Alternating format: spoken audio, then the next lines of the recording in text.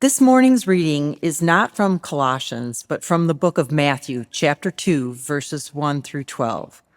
For a little context, much of our nativity imagery comes from the book of Luke, but here in Matthew, we get the genealogy of Jesus and some bare bones information about Jesus as God's son.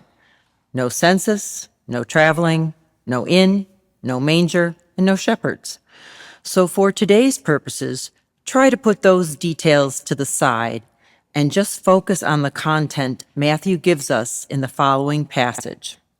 The author writes, "In the time of King Herod, after Jesus was born in Bethlehem of Judea, Magi from the east came to Jerusalem asking, 'Where is the child who has been born King of the Jews? For we observed his star in the east and have come to pay him homage.' When King Herod heard this, he was frightened, and all Jerusalem with him. And calling together all the chief priests and scribes of the people, he inquired of them where the Messiah was to be born. They told him, 'In Bethlehem of Judea, for so it has been written by the prophet, "And you, Bethlehem, in the land of Judea, are by no means least among the rulers of Judah. For from you shall come a ruler who is to shepherd my people Israel." Then Herod secretly called for the Magi and learned from them the exact time when the star had appeared. Then he sent them to Bethlehem, saying, "Go and search diligently for the child, and when you have found him, bring me word so that I may also go and pay him homage." When they heard the king, they set out, and there, ahead of them, went the star that they had seen in the east, until it stopped over the place where the child was. When they saw that the star had stopped, they were overwhelmed with joy. On entering the house, they saw the child with Mary his mother, and they knelt down and paid him homage. Then, opening their treasure chests, they offered him gifts of gold, frankincense, and myrrh. And having been warned in a dream not to return to Herod, they left for their own country by another road. Here ends this morning's reading. Thanks be to God for these words of life. I think the best way to talk about the passage today is to walk through it together. Because not only are there a lot of moving parts to this story, but we're also dealing with centuries of tradition piled on top of it. And that tradition affects how we hear the story. Verse 1 is a case in point. In the time of King Herod, after Jesus was born in Bethlehem of Judea, Magi from the east came to Jerusalem. Magi from the east, not wise men, not kings, Magi. It is where our English word magic comes from. And a more specific translation might be Magians, who were male Zoroastrian priests from Persia, known in the Hellenistic world partially as expert astrologers. So the word is definitely more specific than wise men. And we get kings because it is assumed that these are the prophesied kings of Isaiah and the Psalms. Now, Matthew very well may have been alluding to those prophecies. However, there is nothing here in today's reading that would specifically indicate that the travelers are royalty. And I think this is an important distinction to make because, yes, these magi were educated and highly respected in their culture. But that same word, magi, is later used pejoratively in the book of Acts. So I believe the original intended audience would hear magi and think two things. Yes, it is reasonable that they would be observing the night sky as astrologers and see this special star. And on the other hand, it is almost offensive that God reveals this star, the star indicating the birth of the King of the Jews, not to the chief priests and scribes in Jerusalem, but to some Zoroastrian priests from quite a ways away. And to me, that feels intentional. God is making a point I think, to those of us who sometimes get up on our high horses and think to ourselves, well, I'm right, and I know I'm right, and the other person is wrong, so why would I bother to listen to them? And to be fair, I include myself in that group as well. God is reminding those of us who are sure that we have the right answer that in fact we may not. Or maybe we do have the right answer, but we're missing the point. And here's what I mean by that. In the Hebrew scriptures, the consensus is pretty clear that although they fall short time and again, the Israelites have a special relationship with God, specifically Yahweh, our God. And we as Christians argue that with the coming of Christ, that the possibility for that special relationship with God has been extended to anyone and everyone. It is no longer ethnically based.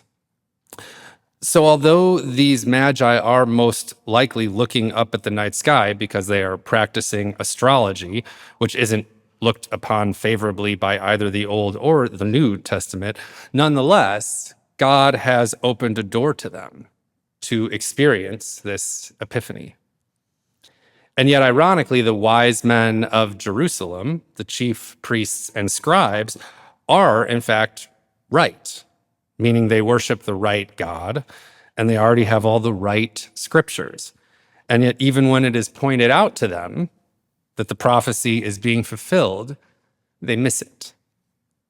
In the time of King Herod, after Jesus was born in Bethlehem of Judea, Magi from the east came to Jerusalem, asking, "Where is the child who has been born King of the Jews? For we observed his star in the east and have come to pay him homage." When King Herod heard this, he was frightened, and all Jerusalem with him. And calling together all the chief priests and scribes of the people, he inquired of them where the Messiah was to be born. And they told him, "In Bethlehem of Judea, for so it has been written by the prophet," and so on. They have the prophecy literally in hand already. It is spelled out. The future ruler and shepherd of Israel will be born in Bethlehem. And yet they miss the star. And moreover, even when the Magi show up and share this information with Herod, the chief priests and scribes produce the document, but they don't actually do anything about it. They don't accompany the Magi to Bethlehem to check it out. Now, I want to backtrack a little bit here because I don't want to make the Magi look perfect and the chief priests and scribe just universally bad or dim-witted, because God could have chosen to bypass Jerusalem altogether. The Magi see the star, and maybe you haven't thought about this before, but then the star has to disappear. Because if it was sitting over Bethlehem the whole time, then they just head straight there. But they don't. They have to make a pit stop in Jerusalem and ask for directions. Which again begs the question, why would God do that? And for me, it's the same reason God chose Magi from the east, because God is interested in everyone being included in God's family. See, the thing is, the Magi visit didn't have to go the way that it did.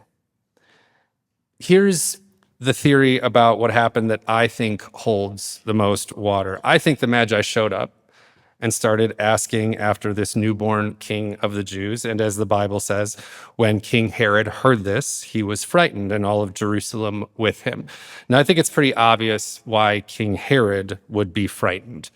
If the Magi came all this way to pay homage not to Herod, someone who is politically speaking literally considered the king of the Jews by Rome, but instead the Magi have come to pay homage to this baby, then obviously the child is a threat to his power. And to clarify, as is always the case when dealing with translations, frightened doesn't 100% cover the original Greek word here. To give you a constellation of words, did you see what I did there? To give you a constellation of words that get at the original Greek, they would be frightened, disturbed, troubled, perturbed, agitated, experiencing inner turmoil or anxiety. So Herod isn't terrified, but he is aware of the threat. And that awareness is causing discomfort, and he plans to address it. But that's not why all of Jerusalem is uneasy. All of Jerusalem is uneasy because it doesn't take a political strategist to notice that when Herod gets anxious, people die.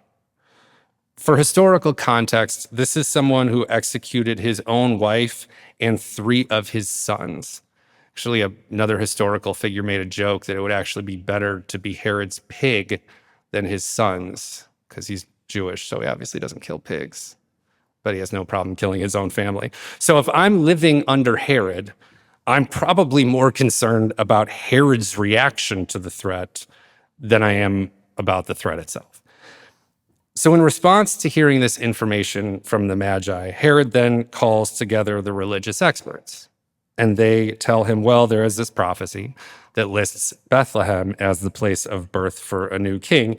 And then, and I think this is an important detail, the experts, the chief priests and scribes, disappear. We never hear from them again in this little vignette.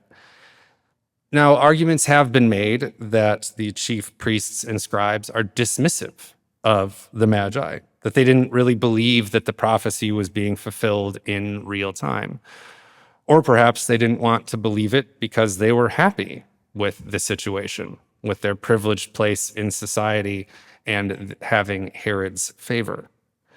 But I don't buy either of those theories, because if they truly didn't care for whatever reason, then it seems to me that Herod wouldn't have had to have that follow-up meeting with the Magi be a secret. But he did. Verse 7, then Herod secretly called for the Magi and learned from them the exact time when the star had appeared. And I believe it had to be secret because the last thing Herod needed was the religious experts of the day validating the claims of these Magi. So instead of marching everyone down to Bethlehem, him, the Magi, the scribes and Pharisees, everybody together, he secretly sends the Magi out because he wants to use them as reconnaissance. The chief priests and scribes don't even have the opportunity to join the Magi if they wanted to. And this plays to Herod's favor, of course, since the fewer people who see and acknowledge the new king, the fewer people he has asking questions after he, I think it's called, neutralizes the threat. I think that's the political phrase. Now, there are some questions we'll sadly never know the answers to. Like when Herod told the Magi he was also planning on paying homage, did they really believe him? Part of me thinks no way. No one is dumb enough to believe that Herod, whose father, by the way, was literally friends with Julius Caesar, is going to bow down to a baby born in some backwater town to poor parents. On the other hand, could Herod have welcomed the Magi into his palace and then strategically isolated them so they'd have no way of really knowing how awful of a person he truly was? Maybe. Moreover, it seems like the Magi were planning to return to Herod until they were explicitly warned not to in a dream. So I feel like it can kind of go either way on that one. But nonetheless, Herod sends them on their way, and there, ahead of them, went the star that they had seen in the east, until it stopped over the place where the child was. As a quick aside here, I don't suggest you try to look up the various celestial ways that this could have happened. What we're dealing with here is a supernatural phenomenon, not a natural occurrence. Various people have tried to argue that it was Halley's Comet, that it was a supernova, or that it was planetary alignment. And focusing on that is like trying to argue the literal location of the Garden of Eden. It's missing the point of the story altogether. So when they saw that the star had stopped, they were overwhelmed with joy. On entering the house, they saw the child with Mary, his mother, and they knelt down and paid him homage. Then, opening their treasure chests, they offered him gifts of gold, frankincense, and myrrh.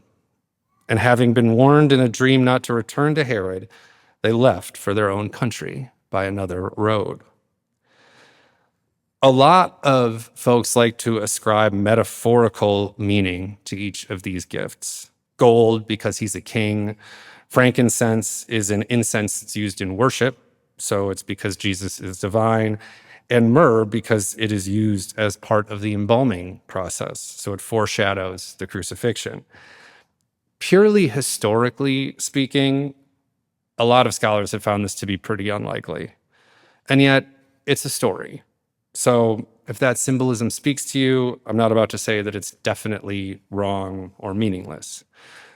But what I would like to point out, though, and I talked a little bit on Christmas Eve about approaching the Bible from a different perspective as a new father. So this observation is kind of in that vein. Even if the gifts don't have that kind of metaphorical significance and are simply just gifts fit for a king, they still aren't gifts for an infant. Can you imagine someone at a baby shower being like, "Oh, I got the little guy a couple ounces of gold. How cute, right?" Or, "I thought some thick, heavy incense might be good for those still developing lungs, so here's some frankincense." Like, what? That's a horrible idea. And to be fair, I'm sure at the time, these gifts made sense for an infant king, but it so drastically highlights to me how far we've departed from the original story in our modern day celebration of Christmas. Jesus very obviously wasn't capable of asking for anything specific, nor is he even given anything age appropriate. Now, if the final point of my sermon was gift giving at Christmas has gotten out of control, that would be just painfully cliche and totally unoriginal. However, I do think that this story points to something that many of us, and again, myself included, skip over. It's what the Magi say their quest is about and the order in which the events take place. The first time they speak, "Where is the child who has been born King of the Jews? For he observed his star in the east and have come to pay him homage." There is nothing in there about gift giving. It's only to pay him homage. Or if you're not familiar with that phrase, to make obeisance, to prostrate oneself, to bow down before, or to fall down in adoration. Their primary goal is, in fact, worship. And then later, on entering the house, they saw the child with Mary, his mother, and they knelt down and paid him homage. And then, opening their treasure chests, they offered him gifts of gold, frankincense, and myrrh. First, they honored that which is good and just and loving and divine. Then, only after doing that, they present their gifts. Had they led with gifts, it could have absolutely sent the wrong message. When someone leads with gifts, perhaps there is an expectation of owing the gift giver something in return, whether that's a gift of equal value or a favor later on down the road, or even a thank you note. All of those, if the giver assumes recompense, turns the whole thing into a transaction. It's something Herod would do. But the Magi know that even as an infant, Jesus isn't in the "if you scratch my back, I'll scratch yours" game. They lead with adoration for the Christ child, present their gifts, and then leave and never return. They never try to call in a favor later. To our knowledge, they never make passive-aggressive comments like, "Oh, Jesus, your thank you card for the myrrh must have got lost in the mail because I haven't received it yet." None of that. The gift, the transaction, was never the point of Christmas. The point was, and continues to be, celebrating that God loves us so much that God entered our world, suffered the same pains we do, and overcame death itself for us. God has already given us the most amazing gift, the gift of grace. And as Christians, we are called to grant that grace to others. To, as Matthew puts it later in his book in chapter 5, give to the one who asks of you, and do not refuse anyone who wants to borrow from you. You have heard that it was said, you shall love your neighbor and hate your enemy. But I say to you, love your enemies and pray for those who persecute you, so that you may be children of your Father in heaven. Amen.